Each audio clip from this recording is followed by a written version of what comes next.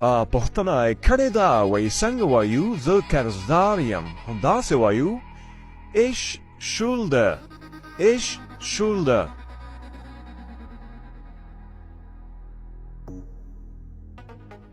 یو نوی لغت زده کوو نیز یا مخامخ او یا هم مستقیم زمونږ وایو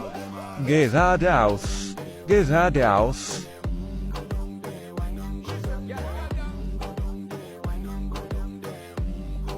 کله چې موږ یو ښکلي ځای ته لاړ شو موږ وایو آیا موږ اجازه لرو چې دلته عکسونه واخلو داسې وایو